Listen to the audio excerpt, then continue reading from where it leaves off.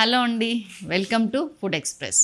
ఈరోజు మన రెసిపీ ఏంటంటే మామిడికాయతో రోటి పచ్చడి అండి. Next level recipe. అసలు చేస్తుంటే చేయాలనిపిస్తుంది, తింటుంటే తినాలనిపిస్తుంది. చూద్దాం రండి. Ingredients are very simple. మామిడికాయ, టమాటా, వీలైతే కొంచెం చింతపండు, అంటే ఆ పులుపు ఉంటేనే బాగుంటుంది కాబట్టి, ఉప్పు, పసుపు, కారం, జీలకర్ర, వెల్లుల్లి, ఉల్లిగడ్డ, పుదీనా, కొత్తిమీర, ఆవాలు, కరివేపాకు, ఇంగువ.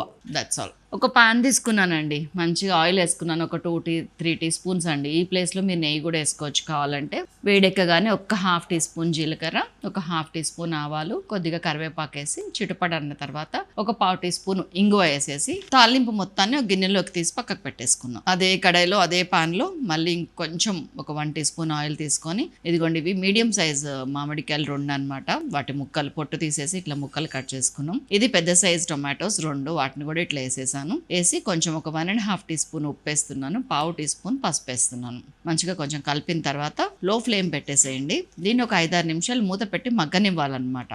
వాటర్ని అంటే మనం ఆయిల్ తక్కువ వేసాం కాబట్టి వాటర్ వేసి మగ్గనివ్వచ్చు, కానీ మనం దింపే టైంకి ఆ వాటర్ అయిపోవాలండి. దాని ప్రకారం నేను ఒక 50 ml వాటర్ వేసాను అంతే. మంచిగా కవర్ చేశాను. 5 నుంచి 7 నిమిషాల వరకు మగ్గనిచ్చాను. అయిపోయింది. కట్టేసిన తర్వాత ఓపెన్ చేస్తే ఇదిగోండి వేడివేడిగా ఇది పరిస్థితి. నీళ్లు చుక్కలేవు చూసారా. దీనిలోకి పచ్చి పుదీనా ఒక గుప్పెడు, కొత్తిమీర ఒక గుప్పెడు వేసేసి కొంచెం కలిపేశాను. పుదీనా కొంచెం తగ్గించండి కొత్తిమీరతో కంపేర్ చేస్తే. ఒక 4-5 వెల్లుల్లి, ఒక 1 టీ స్పూన్ జీలకర్ర మందస్తాల వేసుకొని మంచిగా దంచుతున్నాను చూడండి. దంచేసి దీంట్లో కలిపేశాను. ఇప్పుడు చింతపండు గుజ్జు అండి, ఒక 1/2 టీ స్పూన్. ఇందులో పులుపు తక్కువైందని కాదు, చింతపండు ఫ్లేవర్ అనేది రావాలన్నమాట. దానికోసం ఒక 1/2 టీ స్పూన్ చింతపండు వేసాను. ఒక 4 టీ స్పూన్స్ కారము, ఒక 1.5 టీ స్పూన్ ఉప్పు వేసాను. ఇందులో జనరల్గా తాలింపులో ఆవాలు జీలకర్ర ఉంది కాబట్టి మెంతిపిండి, ఆవపిండి లాంటివి వద్దు.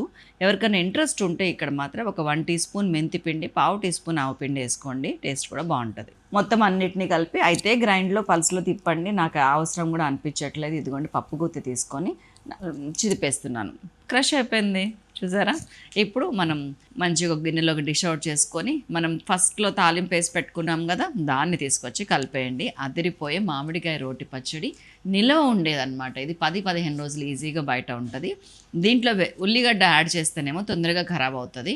అందుకని నేను ఉల్లిగడ్డ మీరు అన్నం తిన్నప్పుడు, రోటీలో తిన్నప్పుడు సైడ్కి పెట్టుకొని తినండి, చాలా బాగుంటుంది. దట్స్ ఆల్ అండి. Recipe is done. ఇంకా మీదే ఆలస్యం చేయటం అనేది ఉండనా మరి. Thank you so much for watching.